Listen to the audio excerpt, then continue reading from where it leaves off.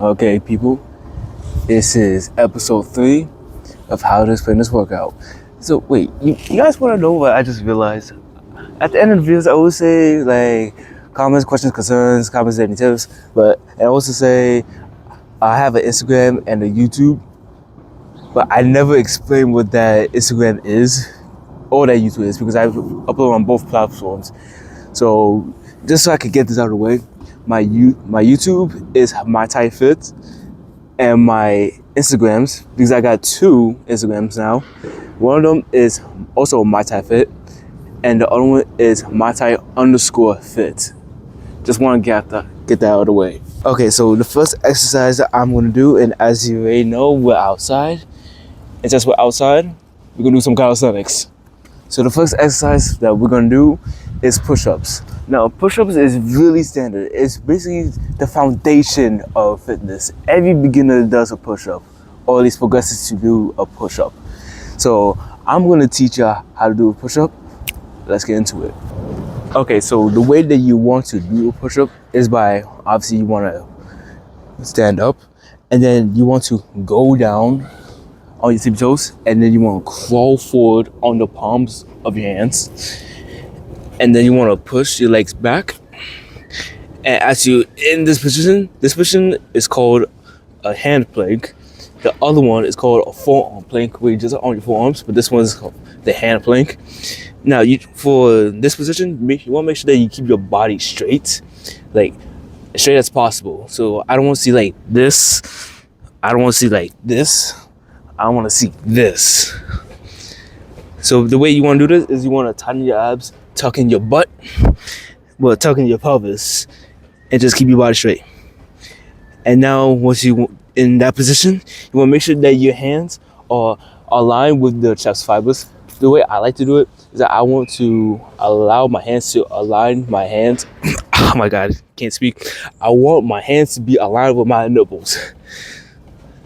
That way I'll hit the mid-chest, or this position basically touches like over the chest, but I want to say it touches the mid-chest.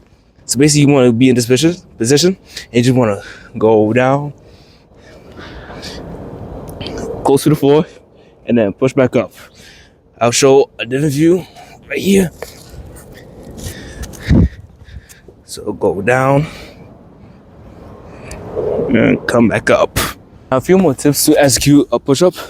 Like I said, you want to keep your body straight, but also you gotta remember about the elbow flexion. So basically, like I said in the first video, make sure that your arms are at least 45 degrees, and the elbow flexion is when you're coming down. Make sure the elbow flexion is either 90 or below 90. So like this, so like 90 or below 90. That's just one way to do a push-up. There's actually many ways to do a push-up. So the other way to do a push-up is called a diamond push-up. So basically it's just a push-up, but this time more triceps are involved, because the muscles that are involved with the push-up is chest, shoulders, and triceps. So regular push-up, mainly chest. Diamond push-up, triceps, because like I said in the first video, the more closer your arms are, the more triceps are gonna work than the chest. So like I said, just like the regular push-up, but this time you have your arms in the diamond position, and then you just go down and then come back up. Now you got to do that or close-handed push-ups. Basically, your hands are like close together, and then you just go down and then push back up. Or you could do it like this. I'm just gonna, man, so much for that here. Or you can do this and come back up. That will also work the triceps. And now here comes the hardest push-up, in my opinion, the handstand push-up. I'm not gonna do it. Even though I can do it, I'm not gonna do it. I'm gonna do it next time. But I'm gonna show you a progression to the handstand push-up. It's called the pike push-up. So basically, it's like a push-up, but this time it works on more shoulders. So basically, you want to stand up, you want to go on the floor, little bit on the floor to a position where your butt is in the air. Make sure your arms are sort of apart. Make sure your feet are together. And then as you go down, you want to lean forward. And then simply go down and push yourself back up. Just like so. That's a variation of a push-up. Like I said again, called the pike push-up. There are other progressions to the handstands, like this one. Bag. So you guys will do it facing the wall or facing not the wall. Me personally, I like facing the wall. Basically, you wanna hold your hands close to the wall, and then you wanna kick yourself up, and then you got to use the wall as balance. Like for example, right here, right now my legs are on the wall. Now you got to have one leg off the wall, and then switch, and then once you get comfortable, you got both legs off the wall at the same time, and try to use your hands as balance. Now, the way that you want to balance, you want to imagine yourself, you want to imagine your hands on your feet. So, I'm going to give you an example. So, try to lean forward, and as you lean forward, what's actually pushing you away from falling on the ground? Your toes. And actually push yourself back, what's preventing you from falling back? Your heels. So basically, you want to do the same thing with your hands. So as you fall forward, you want to make sure that you use your fingers to push yourself back. And you want, when you're falling back, you want to use your palms of your hand or the back of your hand, so the back of your hand, to push yourself forward. And the way that you want to push this in your hands, like I said, shoulder width apart, and you want to have a little dent in the fingers. So basically, like almost like you're spider crawling, but this time your palms are your palms are like flat on the floor, but you have a little dent in the fingers, a little curve in the fingers, to actually get the balance. Enough chatter. Time for the next variation. How to best do a handstand. Man, so I'm just hungry today. Okay, so what you want to do is that you want to put your legs on the wall, and then you just want to crawl backwards until you get parallel to the wall, like this. And it was parallel to the wall. Oh shoot! I just fell. It's parallel to the wall. You can do the same thing. You can have one leg up, switch them, and once you get comfortable, you got both. But me personally, I don't like doing that. That's why I prefer to face the wall. Instead of facing away from the wall. Oh my god, can't. Next, handstand exercise is one people hate: squats. You wanna know why?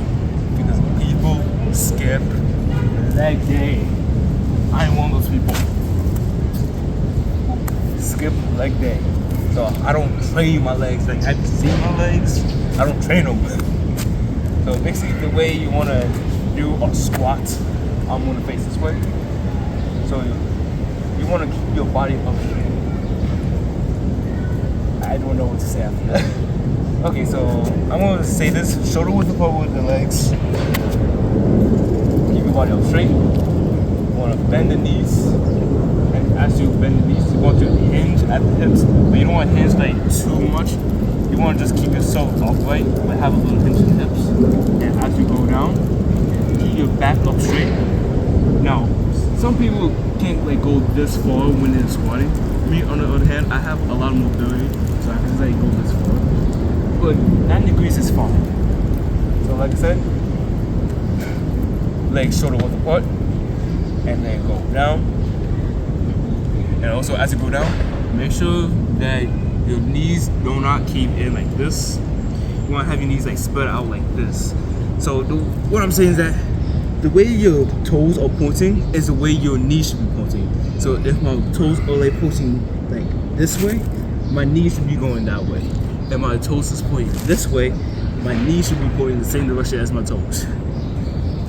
And then once you're in this position, like I am right now, if you can, you wanna keep, like I said, keep your back up straight, and then go up.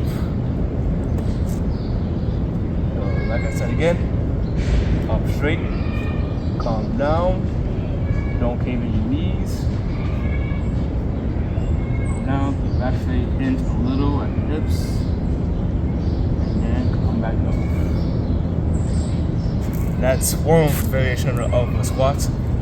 Now the next variation of the squat, some people can't do this because they got balance issues with their legs. It's called pistol squat. Now pistol squat is really simple. I said really simple. Similar to a squat, but this time one of your legs is like up. I'm not gonna teach that yet because I want this channel is like made for beginners. But I'm gonna teach it like probably like later on. Who knows? But just since I'm on the topic of spinning workouts later on, I'm gonna show you a sneak peek of the dragon squat. Okay, enough squatting, but I didn't say enough legs. Like I said, I skipped leg day. So we're gonna do legs. Okay, so the next exercise is called a lunge. So you gotta do this two ways. You gotta do a reverse lunge or a forward lunge. Me personally, I like doing the forward lunge because why not? So basically, the way you wanna do a lunge, you wanna have one leg up and you wanna go forward. And as you go forward, you wanna make sure that you keep your body up straight and both legs are at least 90 degrees. Now, the squats will hit your glutes and your quads. Me personally, I like doing full lunge. And here's a front view of how to do a full lunge. So like I said, make sure that your knees are pointed in the same direction as your toes and have your legs 90 degrees. And that's a full lunge. Now here is our first lunge going the other way. So basically you want to have one leg up and then go back. Now, both are similar in a way, but I feel like they do different ways. Different parts I can't explain. So basically, the way I like to see it is I like to see the full lunge hitting quads and the reverse lunge hitting glutes, but they both do the same thing. And also, just know the farther you go with the lunge, the more glutes they hit, and the more closer you are with lunge, the more quads hit, mainly because of knee flexion. Because I'm going to explain this later. When you're doing a leg session, your legs are right here where the quads are in the most stretch position, and right here is when you get more contraction. So basically, the quads are hit depending on the knee flexion. Remember that. Why am I out of breath? Can't speak. Yeah, I'm hungry. Okay, so the final two exercises I'm going to teach is the chin up and pull up. Now the reason I'm here is because I'm in park and I feel like recording kids. So basically the way you want to do this, let me just hold up. Okay, so the way that you want to do this is that you want to hold the bar. For chin-ups, you want to hold the bar using a grip like this, a supinated grip. And the way you want to hold the bar when you do pull-ups is a pronated grip. So right now, I'm going to teach you the chin-up. So basically, the chin-up is very simple. Now, typically, when you're doing a pull-up, you want to have your thumbs either a thumb full grip or thumb less grip. Me personally, like I said, I like thumbless. But in this case, I'm really kind of forced to do thumbless to get that good grip. Okay, so the way you want to execute a chin up, you want to hold on to the foot like this, and you want to have your scapula up like this. Basically, the way you want to do it is that you want to control your scapula. What I'm doing right now is called scapular pull-ups. Oh yeah, also I forgot to explain, when I say scapula, I mean your shoulder blades. Basically the bone that moves along with your shoulders. So basically, what I'm doing right now is activating my scapula. Like I said, the back of the shoulders, back on the back. I'm gonna say that. Scapula equals shoulder blades, which is on the back.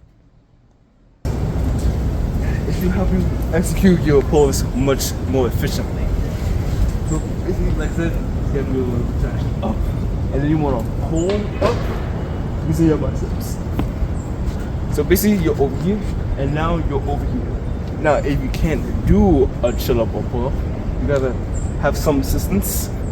Like for example, if there's like a platform over here, you can just like go on this platform right here, and then go up, and then let your body come down slowly like this. Or you could, if you have really strong legs, like me,